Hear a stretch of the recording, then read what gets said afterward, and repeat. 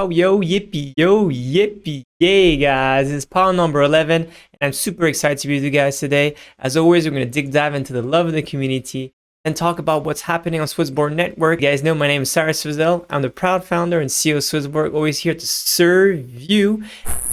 Question of the week. Hello, I was wondering what would be the next thematic on SwissBorg. Gaming would be amazing. Have you heard about something? Well, cast your vote and try to see if gaming will be one, DeFi could be another one. They could be more active type of trading strategy. Which one would you be the most? I don't want to unveil the whole thing because obviously this is Danielle to show you what's the next one, but I'm looking forward to it as well. Another question from Sam Zero. Will SwissBorg buy UBS when it cracks? Never buy banks. Only invest in the ones that have things on chain. Really understand the liabilities, to understand how to do things in a proper way. Talk about wonderful community members. Let's talk about Gummy Crypto. Next Thursday, I'm very excited to be that I will having an AMA. It's going to be in French, the francophone. Looking forward to this one. And as well, if you don't know who Gummy is, please follow him up. He's been one of the young generation of bringing a lot of cool clubs in Web3. Been very big into stepping. Next community events. I'm personally going to Paris in actually a few minutes. And I'll be there for a few days. So if you guys are in Paris, I'd love to meet you up. There's going to be a meetup as well happening Thursday in Lausanne at the office at Smart Cafe as well in French. If you cannot meet Lausanne, you'll be able to meet online thanks to Cryptophil. What is happening on SwissBorg network? Many of you guys will be testing out the new features, how to actually perceive the whole marketplace. And I think so this is a very, very big step for SwissBorg. It's a big step for everyone into this market. Until today, a lot of people compared us as an exchange of an exchange or a meta exchange or just an exchange itself. And we're really trying to position ourselves as a wealth management exchange. This is exactly, I think so, how we're going to be leading this trend and essentially showing to the world that now it's not about just crypto casino. It's really about building its wealth with buying cryptos, do it yourself like trading, but it's with thematics, with earn, auto invest going forward, the launchpad, and really have like different layers that are clearly stated. The layer 2, 3, 4, and 5 here, as you can see, are very well positioned. I think so. This is something that we really love, and I really hope that you guys enjoy it. Of course, it takes a little bit more work because you're gonna have to go into invest and then go into buy your cryptos or thematics. So you need like extra tap into your fingers to get into these marketplaces. But I hope it does. You do really like it. Not everyone's gonna get it. I think we're gonna do a 50%. That means that some people will test it and some people won't, and we'll try to see the behaviors, see if this is the right way to do it, or if not, potentially make some iterations based on data-driven study. So we'll see how this goes. Let us know in the comments here if you like it, you don't like it, and make some Series A, don't miss the train. To make this fun, fair, and community-centric, and obviously to be a world-breaking record crowd equity funding, we want to make a lot of fun. And for that, you're going to have to be able to hop on this train. And to hop on this train, invest more than $500, you will get essentially 5 silver tickets. If you invest over $1,000 counting today or tomorrow, you'll be able to get actually 5 golden tickets. These golden tickets will enable you the wheel of the future. And what is the wheel of future? So by investing these $100 or these $1,000, you'll get a silver ticket. This is, for example, this is a silver ticket that I'll get. And what I'll do is that you'll be able to just spin the wheel. And here you see there's a lot of different prizes. On the gold one, there's even more. And we'll change the wheel as it goes. So here you see spin the wheel. Let's see what I'm going to make this turn. Come on, hope it's going to be great. Oh, only 10 CHSB. Oh, that's good, but not great, right?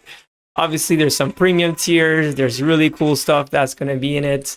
And as things are going to be we're going to obviously be taking off some of this. This test number 2. Test number 2, let's check this out. make sure that we win more than 10 CHSB, and let's get right into it. Come on. Don't miss the train. I think so. This is something that's very important. There's going to have more and more prizes, some crazy ones. So looking forward to it. Tickets are sent twice a day via email at midday at 12 p.m. CET, but as well in the night at 18 o'clock. Is it retroactive? No, it's not retroactive. It's for new people. I mean, if you're invested, you still want to reinvest, there's definitely a possibility. When will the rewards be distributed? The prize distribution will occur between 3rd 14th of April, so next month. Their availability of my tickets. Yes, your tickets must be used for the end of the crowd sale. So make sure that you have fun, that is fair, and is community centric. More importantly, we need to get to over 25 million. That's the big goal. Next 10 million to go in order to make world record and bring SwissBorg to a new decentralized manner. Looking forward to that. CHSB and some data, we're seeing that essentially a lot of people have been using more and more often, 50% of increase, which is great on a weekly deposit, which is really good. We're seeing that it changes every week between GBP, Euro, and Swiss franc, but usually the Swiss franc and the Euro are the winning run now in terms of deposits. We're seeing a growth in Sweden and Poland as well. I think those are two countries that we definitely need to develop. If you are in those countries, please come to us, be able to strategize how we could grow those two markets. Glad to see things are picking up. In terms of, I think so, what I like very much here is we've done a survey of people that are not active anymore. And a lot of people have been sharing the fact that as the market conditions, or there's missing essentially features, that people will have a better customer care, and then the others are other reasons. And we've noticed that in general, the market condition is really obviously bringing us down. And other people are talking about transaction fees. A lot of people are saying, well, actually, it's too expensive on SwissBorg and all that. And I think so. This is very important because wonderful users did a great video here, right?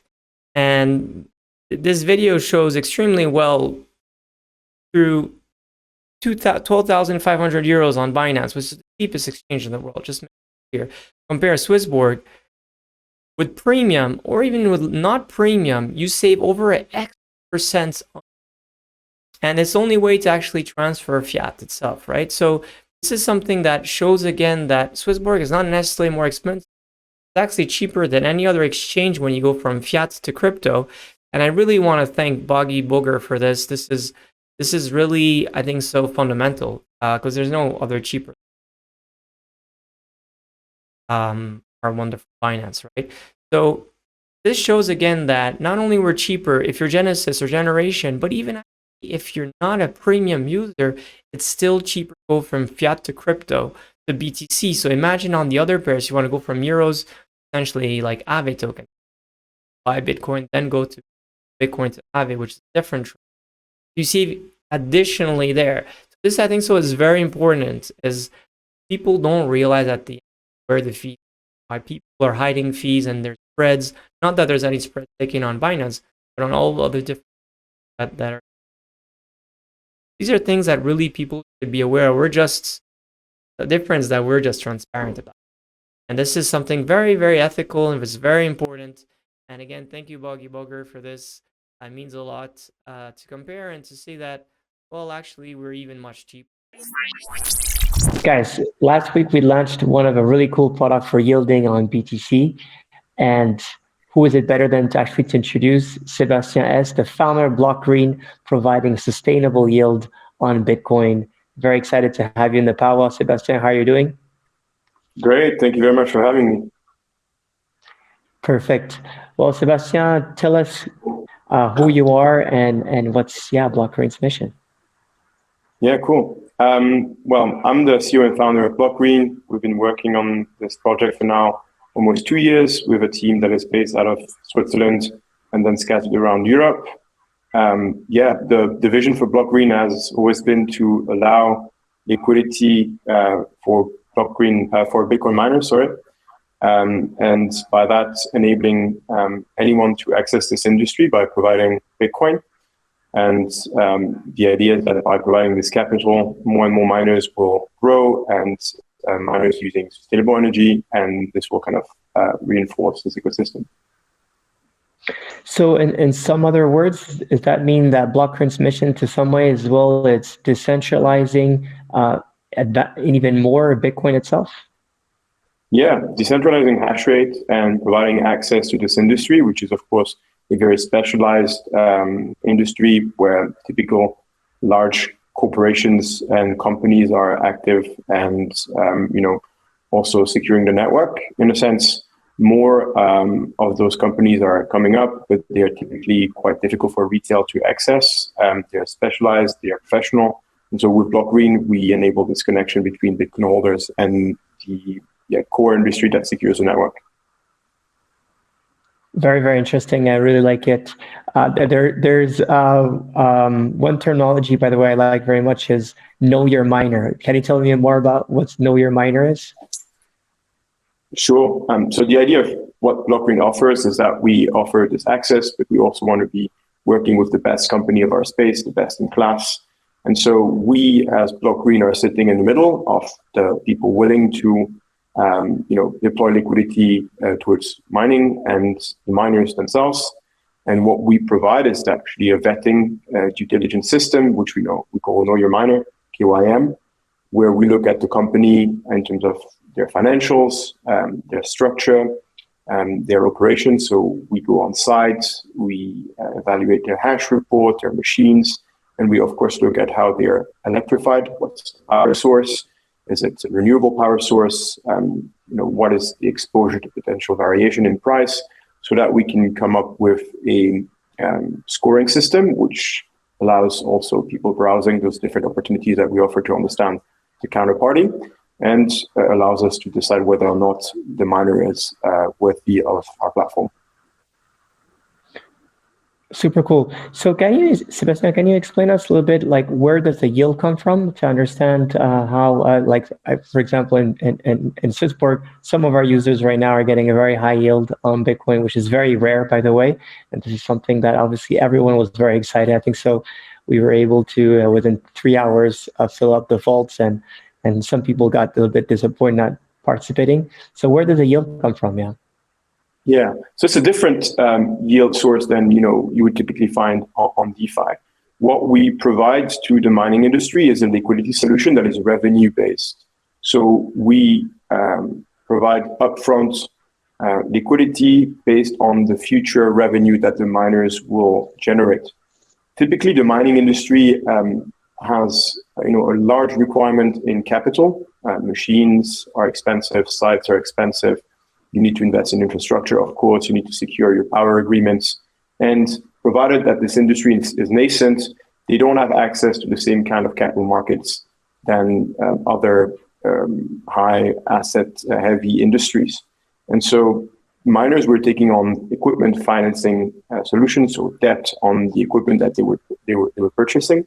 And that was extremely expensive. Typically, they would pay interest rates in fiat ranging from 20 to 25% per annum. Plus, there's a big variation in the price of the equipment based on the volatility of Bitcoin. So those solutions were ill-adapted for the industry. The way we looked at it was to say, well, miners are producing those recurring Bitcoin-denominated cash flows, which is generated by the hash rate that they operate. And so it's much smarter for the miners to access the working capital that they would need to invest in infrastructure by selling upfront future revenue. And so the yield component is the discount rate, the cost of capital for the miners to sell those future mined Bitcoin upfront to access this working capital. And that's the yield, right? So it's a very simple principle, which is time value of money. We say we give you 3 months worth of revenue upfront. For that, you leave a share of your upside on the table, but you're able to invest in your infrastructure in your company or hedge part of your revenues as well. And that is something that makes a lot of sense for miners, much more adapted to their needs, but also unlocks a purely Bitcoin native instrument for the ecosystem that did not exist until now. Very interesting being able to, essentially decentralize the mining and get future yields on the business side they're going to generate. What are the risks? What are the big risks that goes to a blockchain today and its protocol itself? Yeah, so blockchain is really this intermediary, right? So when you're providing liquidity through our protocol, you're directly facing the miners. So you don't have kind of this protocol risk in the sense that we facilitate those transactions through our infrastructure, but your counterparty is the mining firm directly. Of course, the risk comes from, I would say, two angles. The first one is you're facing a counterparty that is a business. That business might default, that business might encounter financial distress. Of course, the fact that we're running a very deep analysis on their financials, on their operations to really understand whether or not they're worthy of block green kind of mitigates that risk, but it's never zero. Now, in order to mitigate further the risk of default, we ask the miner to post collateral. So typically the LTV, so kind of the outstanding amount that the miner needs to keep in collateral that is on-chain in Bitcoin is 30% of the amount that they receive. So for a set period, the miner is able to unlock an amount of Bitcoin based on their future revenue. They need to leave 30% in collateral that is escrowed, where this kind of securitize potential deviation in the payout. So if the miner is not able to provide the hash rate that was provided in the contract, then this collateral is liquidated to make up for the difference. In case the miner goes completely belly up and defaults, they also need to post off-chain collateral. That is typically electrical equipment, corporate guarantees, the rights to liquidate other shares of their revenue streams to make up for the difference. So it's not a completely uncollateralized loan, not at all. It's actually completely collateralized. The difference being that there's one share that can be very quickly retrieved, that is the on-chain part, and one share that might take a bit more time to get back because it's off-chain and requires foreclosure, for example.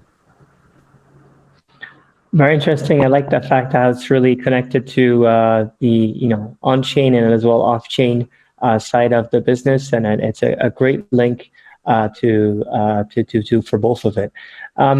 Maybe last question, because there's a lot of Borgers here listening. Sébastien, what do you love the most about SwissBorg? Yeah, SwissBorg, for me, my journey into crypto started around 2016, 2017. That's also when SwissBorg kind of came to life, and I was lucky enough to meet the founding team early on. I've been very impressed about the journey, about what they built. I think in terms of community, from all the players out there, it has one of the most vibrant one. Also, I think the products that you've been releasing in line with what the community expects, it's a great sign of your mission, and that's what you've been communicating from the beginning as well. This kind of democratization of finance. And last but not least, I think it's a serious business, but you guys are, I think, down to earth. It's fun to be around you guys. That's something that the industry definitely needs. Well, thank you so much, Sébastien. I really believe blockchain is going to be definitely one of the very exciting projects that's been backed already by a very great amount of investors. Yourself, you're a serial entrepreneur, a very smart one. You're definitely as well down to earth, and looking forward to build a more sustainable returns and decentralize more even Bitcoin itself. So much thanks to yourself and the entire blockchain team. Wish you great success and bringing sustainable yield to Bitcoin. Thanks a lot. My pleasure. Teaches big data, and talking about this, we have Alex today that's going to be making a lot of great changes. I know that recently we've been talking about the protect and choose, how this will evolve. And I think so the most important is just not settling the protect and choose. What's the future of SwissBorg token? How the heart of the ecosystem better be used? How can the soul of SwissBorg be better? And I think so Alex here is going to talk about a lot of great things about the hero score.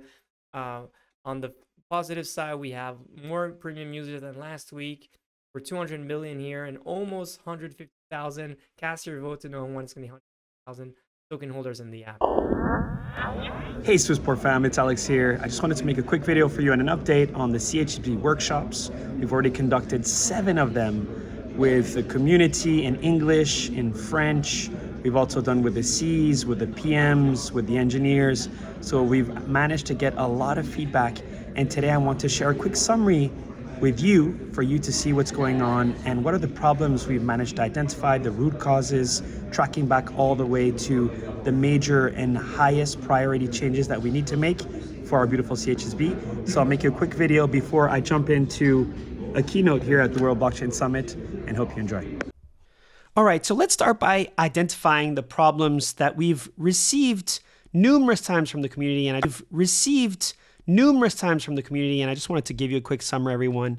So for example, here, Timichu is saying that besides the yield, there's no true utility for major token holders beyond the premium tiers. And he's actually criticizing the yield by saying that through the high yield, people are incentivized to sell those when the CHSB token price goes up, which kind of makes the CHSB token like a stable coin whenever there's a pump. So he's against the yield and just thinks that there are not enough reasons for him to accumulate more CHSB. Here from Stepke, you can see that he's also Genesis, but he's not buying any CHSB due to the lack of benefits for him.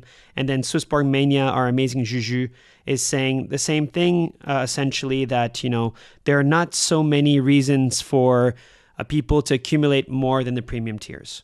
So this allows us to identify one problem.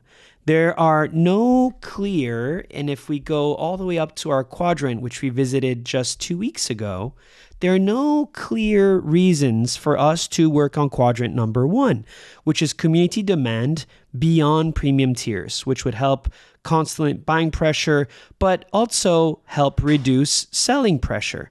Because we know that the selling pressure, again, from high interest or high yields, can be impacted. So this is one of the first problems identified. And let's have a look at the second problem identified. I believe Kendo Shen has been the most vocal on this particular utility. But once again, we're trying to identify the root cause of everything. So if people complain about the burn, if people are complaining about voting power, all these, if we trace back to the why, and go to the root cause, it is all a problem behind CHSB's governance utility. All of this goes back to governance, and the core problem was when SB Nation ended, the National Council ended, and all of a sudden, yes, we did have a few votes, but there was no clear utility and governance mechanism, which is absolutely critical. So you can see here with CHSB tokens, voting power, maybe even contributing to token burns through votes, etc., etc. So the two major problems, once again, for everyone to understand that we need to tackle in the short term is, number one, creating some sort of SwissBorg ID or hero score that will benefit people to keep accumulating CHSB outside your group identity, which is the premiums. You need your own identity, your own hero score, so that we can, once again, help with the quadrant number 1. But also help with governance, which is the second problem here, through some sort of resurrection of a national council that could focus specifically on CHSB and the percentage of buybacks that is once again governed by the community, to decentralize that and give you the power. So these are the two major problems. So let's focus on problem number 1, which is the SwissBorg personal ID, digital identity, or hero score. Now, why is this so important? Well, it's very simple. Think about a restaurant. The current premium tiers, whether it's Explorer all the way to Generation, is very much like a set course. You have everything that you can order at that same restaurant every single day. But the issue is, what if I want something à la carte? What if there's like the menu du jour or something that I want to use that is not included in this menu, like a bottle of Champagne Dom Pérignon or some sort of fondant au chocolat, some sort of nice dessert? Well, the way we can see the separation between these two is the set course is great for premium tiers, but other utilities can be done à la carte. And I like to call these fixed utilities versus variable utilities. Now, why fixed and variable? Well, fixed and variable, here we have costs, so we can just replace that by utilities. Once again, variable is time sensitive. It's something that comes and goes and can be specifically event driven. And it's not something that is fixed. So what are some good examples of fixed versus variable? Well, let's look at some utilities that are time sensitive. SwissBorg Ventures, right? Sometimes there can be some high quality deal flow, like Cross the Ages, which you've invested in, Sweat, Coin, LimeWire, et cetera, et cetera. These come and go. They're not fixed. They're variable. Or let's talk about SwissBorg projects or products. We have Hedge Farm, we have Xborg, we have AgoraDex. These are also variable. So let's see if the CHSB is connected to one of these tokens or to an allocation or to an airdrop. Airdrops, for example, listings for future tokens are also variable utilities. So as you guys can see here, we have managed to connect the dots on making people realize this is the group utility.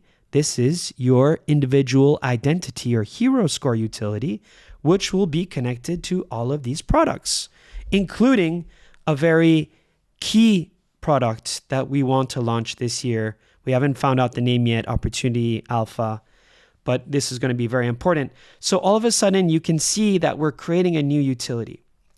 Now, in order to build this hero score, we're going to have to start with a set of criteria. Now, this is the most complicated part, and we would love for you guys to share your opinions in the comment section below, or if it's on Twitter, respond on this tweet so we can, once again, pull in all the swarm intelligence. Because the biggest problem we're going to have here is this one. How can we go from a model that's not purely capitalistic like proof of stake? Proof of stake is only based on the amount of wealth that you have on chain. Some of them run validators, so there is some sort of work, validator nodes. But how can we combine a capitalistic system that helps the CHSB token go up in price while still being meritocratic?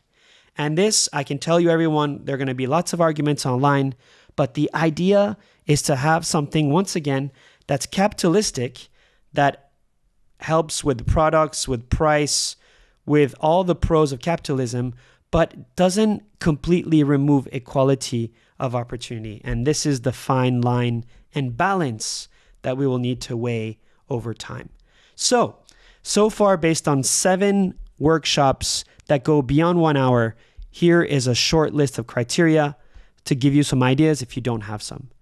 Number 1, of course, we need number of CHSB tokens in and outside the premium, so the total amount, which needs to have a strong weighting on the variable utilities, because all of a sudden we're strengthening the CHSB, and now we can not only increase buying pressure, which we've been lacking here, but we can also decrease selling pressure. So that is one core criteria. Then there's AUM, then there's the activity, then there's exchange revenues generated, there's social media contribution. You guys know we have the quests, the crew 3, premium tiers, of course, the use of various products. So are you using yield to grow your wealth? Are you using thematics to have some passive investment, smart send, et cetera, et cetera? And this is very nice because it's not just connected to using the product, but hopefully also building financial literacy and education. Then, of course, there's the referrals. Maybe you do not have lots of wealth, but you're bringing in a lot of quality people on the platform. That should be rewarded. And this is meritocratic. Social media contribution is meritocratic and not just capitalistic. DCA, this is, again, a healthy habit, especially in these markets that show financial literacy, so people should be rewarded. What about proof of attendance, guys? When you come to our events, meetups, what about the time and duration? So this is very critical if you are not on the wealthier side. Maybe you've been using the app for a very long time and you're making good constant use. You should be rewarded in that sense. Have you joined the Series A? You should be rewarded, etc. So once again, we're asking you guys, what do you think are some fair criteria that we could add? And if you think that this list is nice, just tell us what are your preferences and which of these criteria should have the biggest weighting on the total score. And then the total score, again, we will share more about it in future weeks, but there's some very cool ways where we can gamify this.